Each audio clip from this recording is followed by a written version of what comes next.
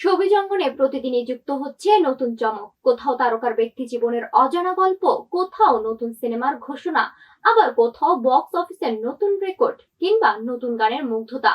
দেশ বিদেশের ছবি জঙ্গনের আলোচিত সব খবর, তারকাদের নতুন চমক, সিনেমা আর গানের সর্বশেষ আপডেট নিয়ে আজকের সোনালী বিনোদন। পুরো অনুষ্ঠান জুড়ে সঙ্গে আছি আমি সাদিয়াতুল হালিমা। প্রথমেই থাকছে ঢালিউডের খবর। অপু বিশ্বাস কিংবা শবনম বুবলী নন, ব্যক্তি জীবনে অন্য এক তরুণীকে ভালোবেসে বিয়ে করে সংসার করার স্বপ্ন দেখেছিলেন ঢালিউড সুপারস্টার শাকিব খান। সম্প্রতি এক টেলিভিশন সাক্ষাৎকারে নিজের সেই অপূর্ণ প্রেমের গল্প প্রকাশ করেন তিনি। শাকিব জানান, গুলশানে প্রতিবেশী ওই তরুণীর সঙ্গে গভীর সম্পর্ক ছিল, তবে অভিমান ভুল বুঝাবুঝিতে সম্পর্কটি পরিণত পাননি। দীর্ঘদিন তার ব্যক্তিগত জীবনের এই অজানা অধ্যায় প্রকাশ্য আসতে সামাজিক যোগাযোগ মাধ্যমে নতুন করে আলোচনায় তিনি। এইদিকে কলকাতার জনপ্রিয় অভিনেত্রী মধুমিতা সরকারের প্রথমবারের মতো বাংলাদেশ সিনেমায় অভিনয় করতে যাচ্ছেন। নির্মাতা মোহাম্মদ ইকবালের গুলশানের চামেলি সিনেমায় কেন্দ্রীয় চরিত্রে দেখা যাবে তাকে। রাজনীতি ও ক্ষমতার অন্ধকার বাস্তবতা নিয়ে নির্মিত এই নারী কেন্দ্রিক সিনেমায় তিনি অভিনয় করবেন একজন যৌনকর্মীর চরিত্রে।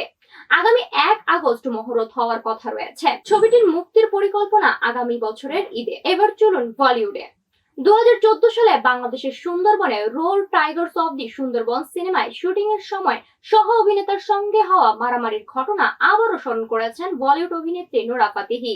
তিনি জানান, শুটিং এর সময় এক সহ অভিনেতার দুর্ব্যবহার ক্ষুব্ধ হয়ে তাকে চড় মারেন। পরে দুজনের মধ্যে পাল্টাপাল্টি চড় ও চুল টানাটানির ঘটনাও ঘটে।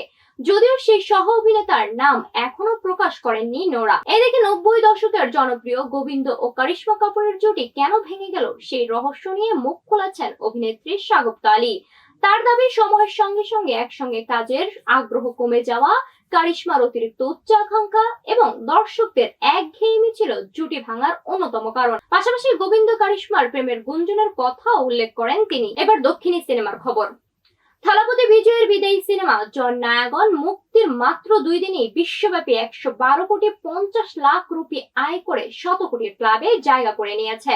এর মধ্যে ভারতের নিট আয় 63 কোটি 85 লাখ রুপি এবং বিদেশ থেকে এসেছে 37 কোটি 50 লাখ রুপি। তবে শক্তিশালী সূচনা করলেও বক্স অফিসে বিজয়ের আগের 2 সিনেমা লিও ও the greatest of all time এর প্রথম 2 দিনের আয় রেকর্ড ছুঁতে পারেননি। অবশেষে সঙ্গীতাঙ্গনের খবর।